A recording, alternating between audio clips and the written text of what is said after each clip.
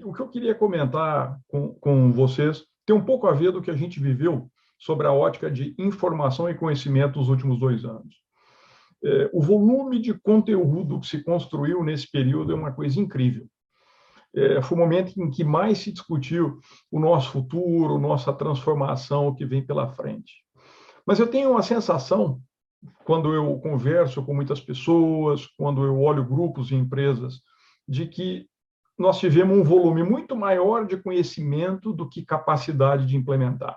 Reparafraseando isso, eu acredito que tem muita transformação que precisa ser incorporada e muita transformação que precisa ser realizada. E eu insisto, isso no âmbito pessoal, isso no âmbito dos negócios.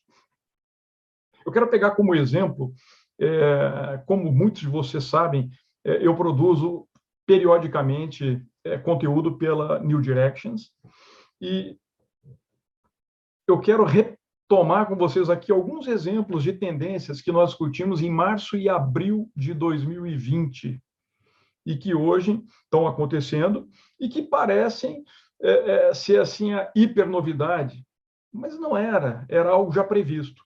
E qual é meu ponto, portanto? Como algo previsto, já discutido 2 anos atrás, talvez nós pudéssemos ser preparados melhor. Eu diria que, do meu ponto de vista, do meu lado, eu tenho feito isso com meus negócios e com as empresas onde eu participo de alguma maneira, e a gente tem colhido excelentes resultados. Vale ressaltar que, por exemplo, a gente acabou de fazer a expansão da Deep Seed Solutions, abrindo um escritório em Houston, no Texas. Nós estamos contratando gente por lá, e isso foi divulgado aqui para vocês até essas vagas. Então, mas a gente foi pragmático, enxergando as tendências e agindo sobre as tendências.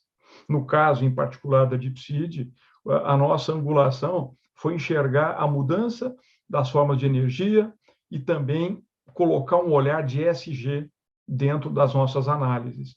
E isso permitiu crescer em termos dentro do mercado e dar esse próximo passo. Mas vamos lá, vou comentar aqui rapidamente aquelas que foram as top comentadas em março e abril do ano passado. A primeira tem a ver com o futuro do trabalho. Naquela época, a gente tentando descobrir o que seria o online, aí começa a surgir a nomenclatura novo normal, começamos a pensar em híbrido, e hoje esse tema é amplamente discutido, e mais, a gente tem uma falta de profissionais no mundo todo, em algumas áreas. E isso se conecta com um tema recorrentemente tratado hoje na mídia internacional, chamado The Great Resignation. Um segundo ponto, e esse ponto eu quase fiquei chato ano passado, e ano retrasado, porque foi muito insistente. Eu vinha sinalizando o crescimento da inflação e o crescimento da taxa de juros. E eu coloquei isso quando isso não estava em nenhum radar, março de 2020. E hoje, olha o que nós estamos enxergando. A gente pode se preparar melhor. E eu quero sinalizar que eu enxergo daqui para frente que ainda vai haver crescimento de inflação e que ainda nós vamos conviver com taxas de juros elevadas. Isso significa que nós temos que relembrar como trabalhar nesse cenário e fazer desse cenário o melhor possível. Outro ângulo que a gente discutiu foi o abismo entre os mais ricos e os mais pobres. Me refiro aqui a classes sociais dentro de um país, de uma região, mas me refiro aqui também à diferença e à distância no mundo, globalmente. Isso em função de renda, isso em função de acesso à medicação, educação, tecnologia e outros. Abril e março do ano passado. Outro ponto que eu quis trazer para vocês e que agora a gente está vendo isso se manifestar mais forte. Uma nova geopolítica se formava.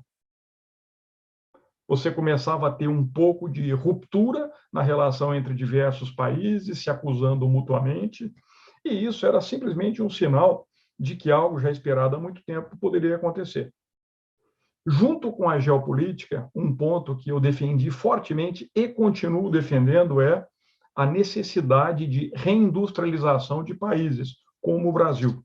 Eu lembro discutindo isso com vocês entre abril e maio do ano passado, a nossa dependência brutal de insumos farmacêuticos para a primeira necessidade, de insumos para o agronegócio, de insumos em geral do mercado chinês e outros mercados internacionais, o que cria um risco absoluto.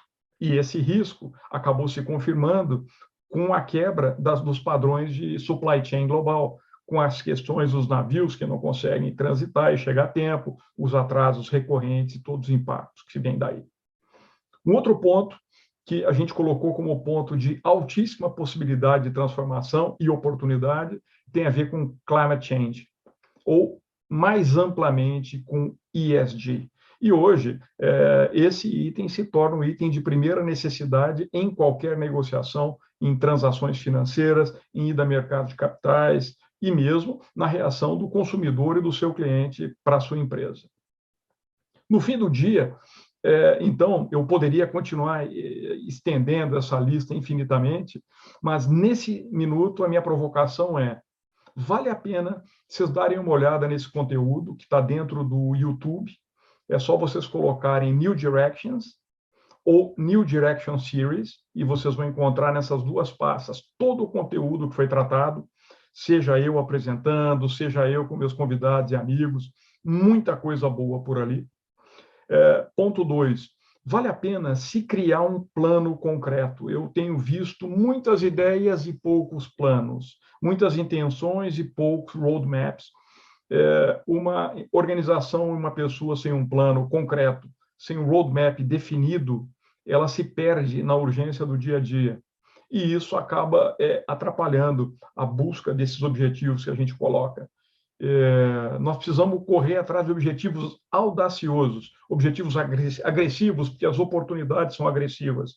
Mas para você buscar essa meta intensa, você precisa estabelecer seu roadmap, seus milestones, e você precisa correr atrás disso. Eu vou, na sequência, nos próximos dias, eu quero gravar outros vídeos abordando um ou outro aspecto e eu quero debater isso com vocês. Portanto, como todo debate ele tem dois pontos de vista, eu vou adorar receber os feedbacks de vocês e os comentários e que a gente consiga construir essa história toda. Abraços e até a próxima.